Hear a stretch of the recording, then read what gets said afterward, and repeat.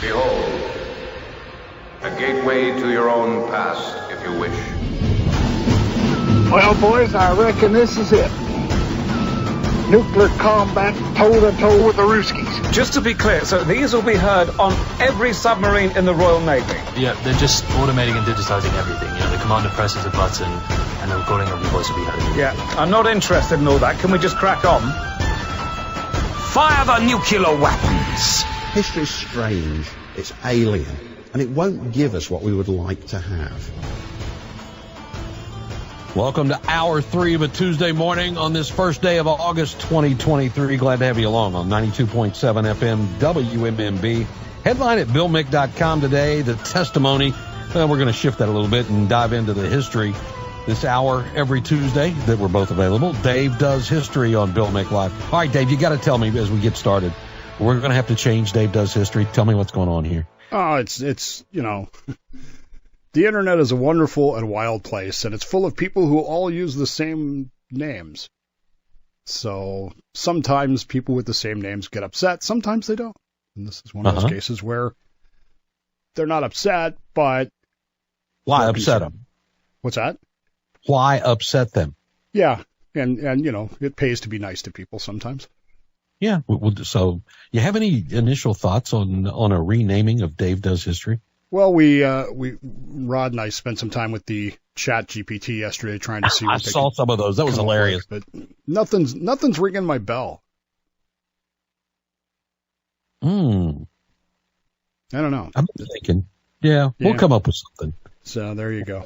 For this week, we'll live with Dave Does History, and if the guy in England gets ticked off, so be it. Yeah. What's he going to do? Come over here and punch me in the nose? Yes, exactly. They already lost that battle, and we've been talking about that for a long time. Anyway, what's on tap history-wise today, my friend? By the way, the McPherson Financial Group are our sponsor. So I'm going to caveat all this by saying a couple of things. Number one, I am not a nuclear physicist. I am a nuclear weapons expert, but I'm not a physicist. So if I say something wrong... You can push the button, but you can't say what happens. You don't know what happens. Oh, I know what happens. I just couldn't do the math. That's all. So if I say something technically incorrect about the atomic bomb, mea culpa. That said, I also haven't seen the film. I won't see it until it's on streaming. There's a couple reasons for that. One, popcorn costs more than my entire streaming package does all month, so I don't go to I understand that. And number two, I understand that the movie is very loud. Really? Which I don't necessarily mind, but I got to protect my hearing as best I can. So. Well, I don't blame you there. So, yeah, and you haven't seen Barbie either then, have you? Yeah, and I won't even wait for that one on streaming, so. Yeah, me neither. Just thinking, man, that they're playing these two against each other. It's a non sequitur for me, right? It's like totally different reasons for going to either. And here's the other thing about it, Bill. I'm always cautious about Hollywood making a biopic about someone. And, of course, the reason they're making it with Oppenheimer is because he is a controversial figure. And part of that controversy is, and I'll just say it, it's anti-conservative. Now, without getting into a lot of that, because I don't really want to talk about Oppenheimer today, but so I'm always a little cautious when Hollywood is making biopic. You always ask yourself the question, why are they making this? What message are they trying to send to us? And, you know, not having seen it yet, I don't know what messages there are, but I'm sure that they are there. Well, yeah, that wouldn't surprise me a bit either. Yeah. But as we talk about this, and we're talking about the development of atomic weapons, right? That's what we're looking at. To a degree, yes, we are. Yeah, so it all started. I told you we should have named this segment today, "My Baby Wrote Me a Letter." It started with a letter, you say? It is going to start with, it's actually going to start with a couple of letters, but one in particular we're going to get to here in just a minute.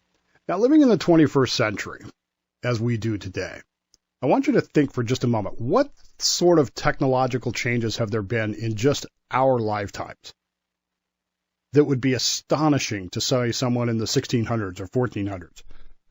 Oh, gosh. Yeah. Space flight. There you go. How about Doritos? I mean, one Dorito chip today contains more spicy nacho flavor than anyone in the 14th century ever experienced. So, I mean, there's that. The TRS-80 computer, Tandy introduced the TRS-80 this week in 1977. I had one of those. Did you really? How about cars and breakdowns? When I was a kid, when I was Ben's age, you didn't drive anywhere without seeing, 8, 9, 10, 12 cars broken down on the side of the road. How often do you see that now? Technology is... It depends on whether or not they are electric and they stop halfway between here and Orlando, as a coworker of mine has had happen. Yeah. Whether or not you're in Florida. Battery just didn't work anymore. Yeah. So things have changed in our lifetime, which causes us, I think, sometimes to take things for granted. And it's that taking things for granted that causes problems. And we continue with that thought in 60 seconds on WMMB. Dave Bowman with us as we take a look at history today. Mainly the old Oppenheimer thing has got us started. Dave, you're saying we take a lot of things for granted, and I would have to concede we certainly do. It's almost scary sometimes. Let me take you into the world of Oppenheimer and some of the things that we think about. If I say to you, what does the formula E equals MC squared mean? What kind of answers do you get? Like you, not the math guy. I don't know. Tell me, Dave. Most people generally associate E equals MC squared with the formula behind the atomic bomb. This was the formula that allowed us to unlock the power of fission and the power of the atomic bomb. But the reality is E equals MC squared, when it was written by Einstein, had literally nothing to do with that. It was all about relativity. Sorry, my mouth is not working right this morning. Relativity. And it really deals with the implications of time dilation. In other words, how does time change with speed? You know, how time slows down as you get faster to the speed of light and those sorts of things. And this idea of relativity that Einstein was fascinated with. It's important to understand that Einstein saw that equation as a relationship between mass and energy. He didn't sit down and go, well, how do I invent an atomic bomb? That was never in his realm of even thought processes as he was developing the theory of relativity and the theory of special relativity. These were things that were really beyond most people's ability to even contemplate, I think, in some ways. I've said this before and people get mad at me, but I'll say it anyway. With the exception of whatever redemptive theology you choose to believe from your particular version of God, I think that the greatest gift God ever gave to humankind was Albert Einstein. It's Albert Einstein that allows us to understand things that hitherto were complete and utter mysteries to us, that we didn't have any way of contemplating, let alone explaining. And even today, most of the astrological experimentation going on is confirming Einstein's theory of relativity, which is based in that whole E equals MC squared philosophy. So is it still a theory, or has it been proven? Well, now again, there are two definitions to the word theory. And if you work for Florida State, it doesn't have to be proven. So there you go. That's true. In the scientific world, the word theory doesn't mean what it means to the average person on the thing. Theory is a hypothesis that has some proof behind it, but nothing is ever settled in science. Right. And this is why the James Webb Telescope is sitting 1 million miles from Earth, taking pictures of stars 13 billion light years away, and proving that Einstein's predictions about gravity, as predicted in E equals MC squared, are true because we get gravitational lensing. So we continue to prove this theory of relativity, this theory of special relativity, and these are things that Einstein was, of course, awarded a Nobel Prize for. He was... Back when it had meaning. Yeah. Generally considered to be one of the smartest people that ever lived, right? Sure. And these things allow us today to understand things in a different way. And for me, personally, the biggest implication of E equals MC squared is not an atomic bomb. It's that as the universe expands, time slows down. It has to, which has nothing to do with Oppenheimer or anything else, but But this is the way Einstein was thinking in 1938 when word came to the world that some German scientists over in Germany, which by 1938, I feel like an Indiana Jones movie sequel here, Bill. This is 2 weeks in a row we've done Nazis. Over in Nazi Germany in 1938, a couple of German scientists reported that they had discovered fission, which again is something that today we take for granted. But less than 100 years ago, it was purely theoretical. No one had ever seen it before. No one had ever tested it. No one had ever done anything with it. But in 1938, a couple of Nazi scientists, well, German scientists in Nazi Germany anyway, discovered uranium fission. And this caused, well, a great deal of consternation, a great deal of concern, a great deal of difficulty around the world, including in America, where scientists were working on the same idea but had not yet achieved fission. Let me ask you if it does prove something scientifically, that given any advancement, it'll be perverted by man to some bad end. Well, I think the general rule is everything becomes a weapon, but that's just Same one thing. way, Yeah, just exactly. one way to look at it. So. Dave Bowman with us. Dave does history on Bill Mick Live. We'll figure out what to call it later, but that's where we are today. Glad you're with us as well on WMMB. We continue in moments right here. Stay with us.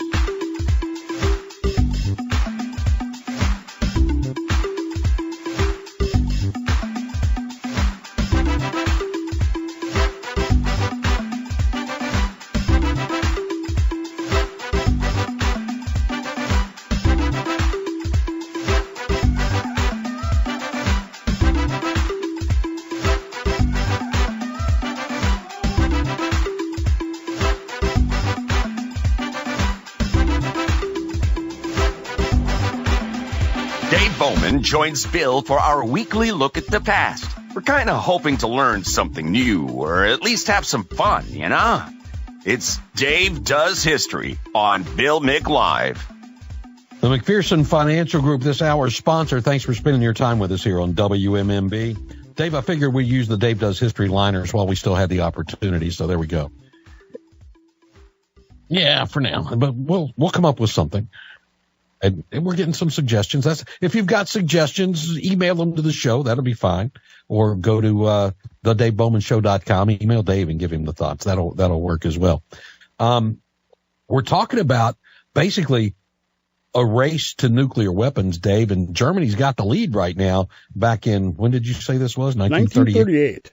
The Germans announced that they've successfully discovered uranium fission. Now, this is important because uranium is a rare element. I mean, one of the rabbit holes I ended up going down yesterday, Bill, was who has the most uranium in the world? And where can you get some uranium? And a lot of it comes from a place called Kazakhstan, which is a former Soviet republic. But do you know where most of it comes from? This will blow your mind. Australia. Which is good because Australia's on our side, but at the same time, it's not here, which means, that could be potential problems, which was one of the problems in 1938 was that uranium was so rare that people had a hard time getting a hold of it. So how do you recreate? See, that's the thing in science. Someone says, hey, we managed to achieve uranium fission. Other people have to repeat that experiment and get the same results or, different results or whatever. This is how science works. But in theory, at least, the idea of uranium fission, which was originally presented to the world as a potential source of energy, virtually unlimited energy, which it is.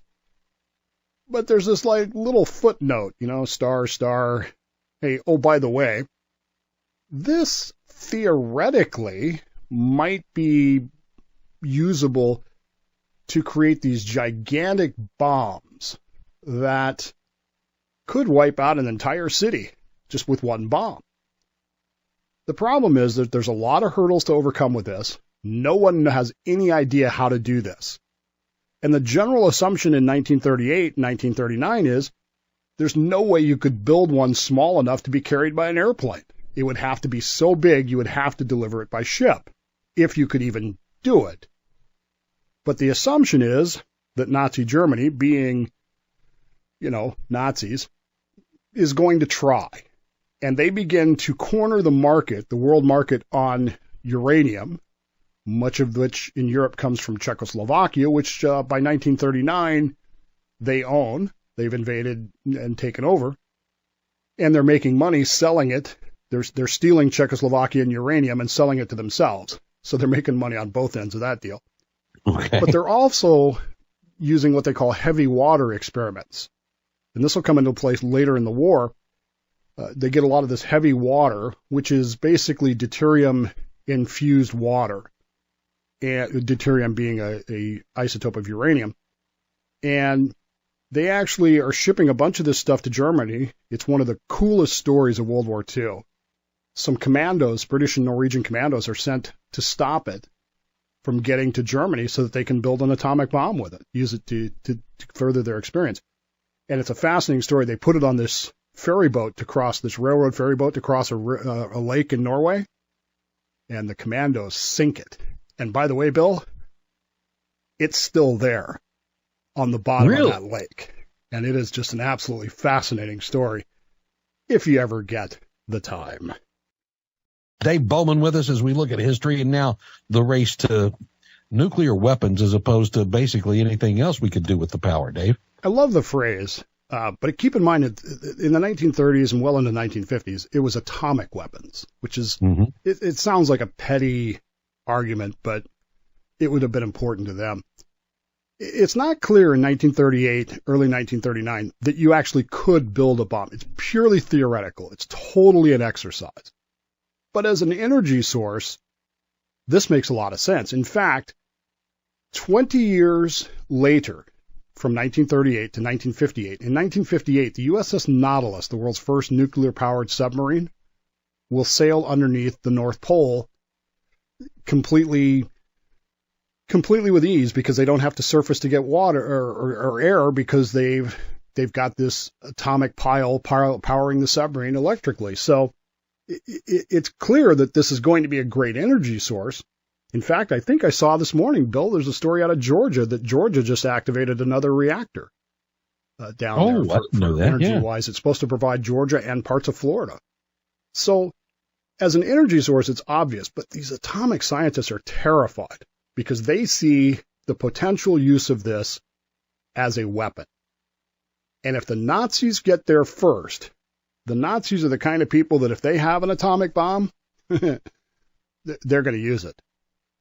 And so American scientists, and even not American scientists, immigrant American scientists who have fled from Nazi Germany, who have immigrated to England and America and Canada, start writing letters to Roosevelt. Hey, you need to pay attention to this. You need to do something about this.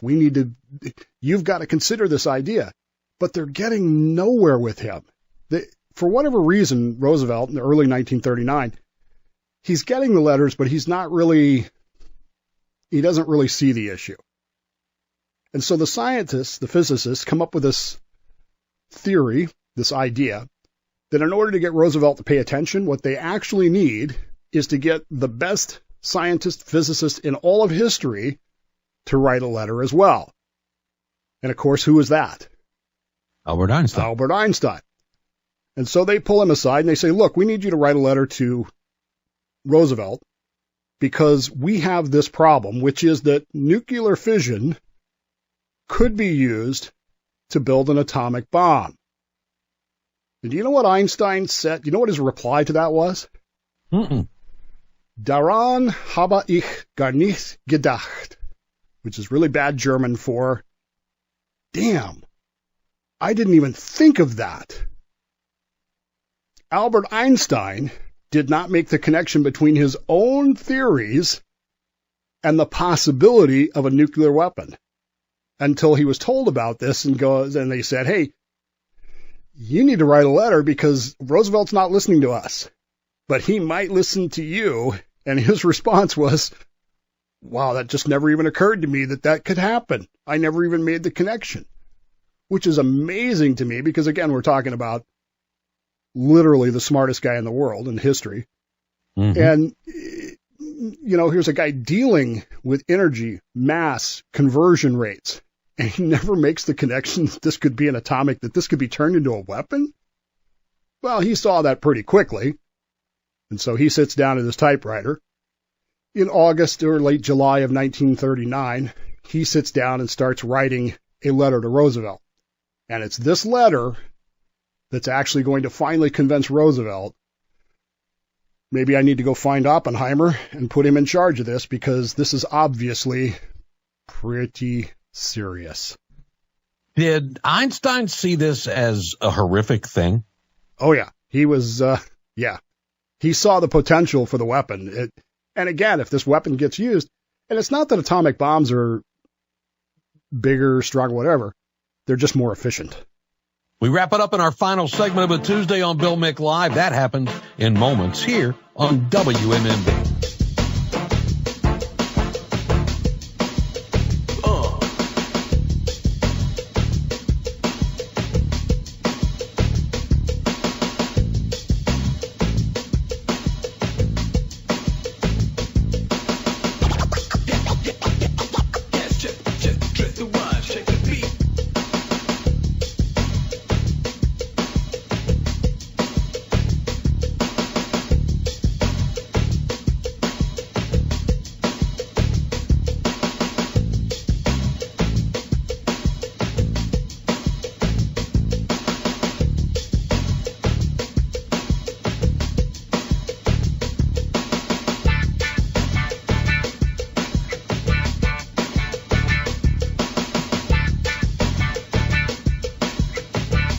Don't wait till the last minute. The radio clock waits for no one. Call Bill now at 321-768-1240. Yeah, we do take calls in our final segment with Dave Bowman, and Dave does history on Bill Mick Live. And you got thoughts on this or maybe some insight we didn't have, you're welcome to get your thoughts in play when we wrap up the discussion. Dave, where did we leave off, sir? Well, we left off with the other scientists asking Einstein to write his letter, which he does. He sits down at his typewriter, and we still have the letter. It's a great letter. It's full of typos, which is wonderful. I mean, you think about this. Oh, that's cool. Yeah, he's a math guy, not a language guy, so we'll go with that. Not only that, but English isn't exactly his first language. So, well, that's a good point. But here he is, the smartest guy in the world, and he writes this letter. It's a very simple letter. He's talking to Roosevelt about this new phenomena will lead to the construction of bombs, and it's conceivable, though much less certain, that extremely powerful bombs of a new type might be constructed. A single bomb of this type carried by a ship and exploded in a port might very well destroy the entire port, along with some of the surrounding territories. And then he goes on to ask Roosevelt, look, you need to put somebody in charge of communicating with the scientists who are working on this, and you need to get America up to speed, because if you don't, well, Germany has already stopped the sale of uranium from Czechoslovakia to the rest of the world, he writes to him. They're working on this. Hey, they knew what Germany was into. Oh, and up to. Yeah, especially after they announced to the world that they had fission. So Roosevelt reads this letter. A month later, he sends one of his representatives to have a meeting, not with Albert Einstein, but with two actual atomic physicists, Edmund Teller and Leo Szilard. Edmund Teller, by the way, a guy who will go on to be the father of the hydrogen bomb. And they convince Roosevelt, they convince him through his representative there, that we need to be working on this. And so by the end of 1939, the United States government is already starting to buy the supplies that they need and get them to the various universities that are working on this. And of course, after the attack on Pearl Harbor, the Manhattan Project is born, and they need a lead scientist who is more physicist than anything else. That's not Einstein, and that's how you end up with Robert Oppenheimer running this whole project, the Manhattan Project. The rest, as they say, is cinematic history. And that's kind of where how we got to the story of Robert Oppenheimer from Einstein's letter to Roosevelt. Very cool. Dave's with us. You can be too at 321-768-1240. We pick up the conversation in 60 seconds on WMMB. Kind of off the seriousness of the topic, Dave, but I do want to ask you, how long after this Oppenheimer situation developed, we get the bomb, we end up using it in World War II. How long is it before we start seeing things like Godzilla and superheroes who are affected by atomic type incidents? How long did it take us to go there with this? I have no idea. It's never even occurred to me to, what's the phrase, Bill? Daran habe ich gar nicht gedacht. I've never even thought of that. So I put you and Einstein in the same category. I love it. Was it an aggressive mentality as far as the research that you've done that the U.S. was doing this, or a defensive posture as you would think? What was, we got to have this as a deterrent, or we got to have this because if they're going to do this, we got to knock them out? I think the Manhattan Project scientists all saw themselves as very patriotic. They understood what this would mean to the war effort, and they understood that we had to get there first. If we didn't get there first, both Germany and Japan were working on this, and it really, I think there's a lot of good in the story of the Manhattan Project. I really do, and most of it is very patriotic. Get a call or two as we have time, Dave. Line 1, you're up on Bill Mick Live. Good morning. Good morning. Great discussion. Hey, for the last half century or so, since my mid-20s, I've been hearing that Oppenheimer was a communist spy. Is there any truth to that? Interesting question. Dave, you got anything that gives us an indication? This is what I was saying earlier about I'm always cautious about Hollywood biopics. It is a fact that Oppenheimer was hauled before the committee in Congress. He was accused himself of not being a communist, but of harboring scientists at the project who had communist sympathies. He was clearly what we would call a left-wing person in his politics, and this was used against him. I mean, he was stripped of his security clearance, and he was relieved of all his duties as part of the United States' atomic research project. So, to me, looking at the biopic that comes out, I automatically assume it's an attempt to rehabilitate him from that, he was a victim of McCarthyism mindset.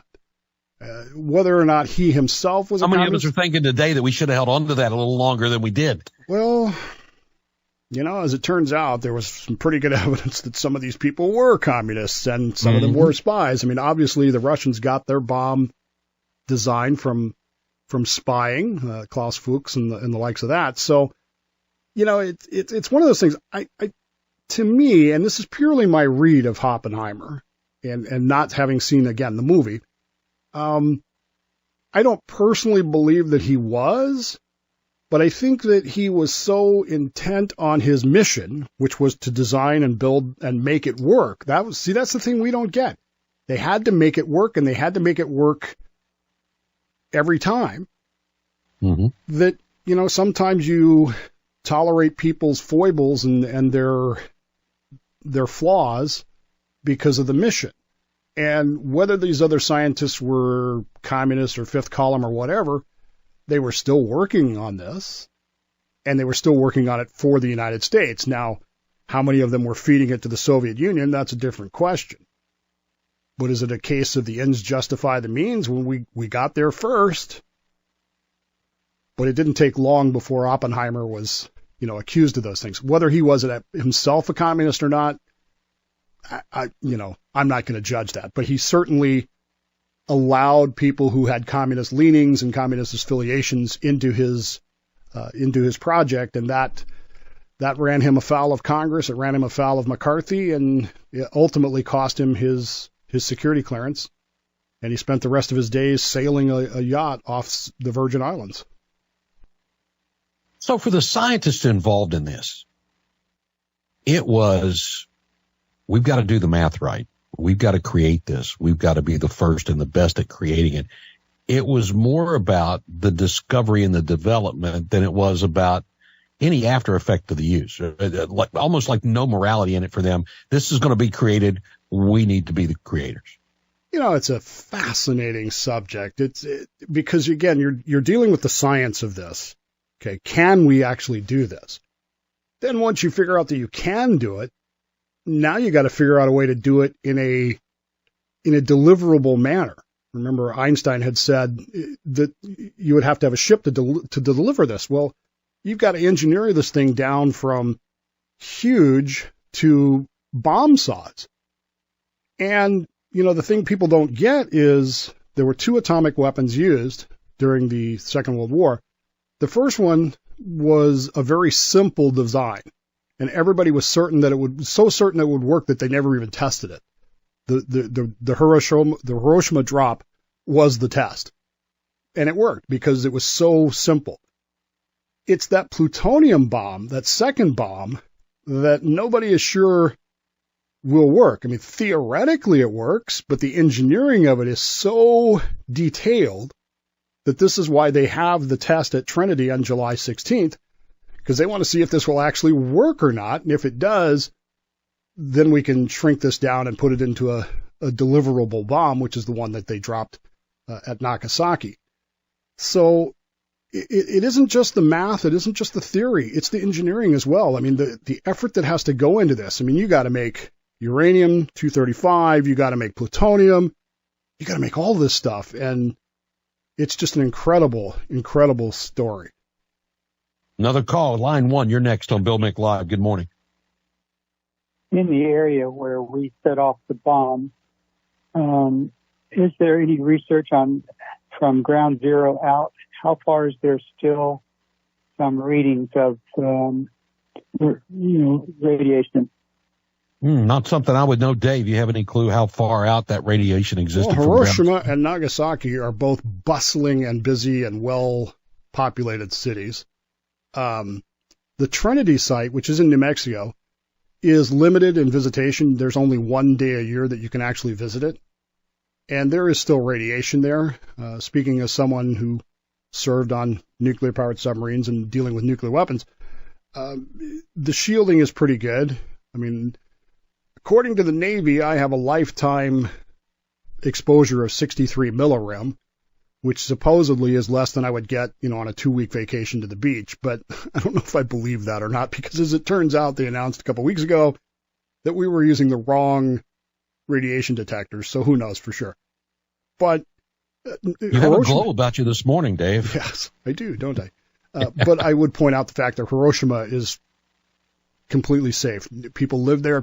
You can fly there and visit Ground Zero. You can walk right up to it and without any ill effects at all. So radiation is one of those things that scares people, and it should. I mean, it's like electricity. You have to respect it. But if you respect it, you don't necessarily have to fear it. It will hurt you, but only if you let it. Well, is there any aftermath on Einstein after this was done? Did he have any additional thoughts once we saw what happened here? He, of course, believed that we had to win the war, but he is, in his own behavior, he's more of a pacifist than anything else. But he just goes back to his teaching and studies and spends the rest of his life just trying to teach people. In fact, right before he dies, and one of the most famous photographs is his desk taken just a few moments after he died.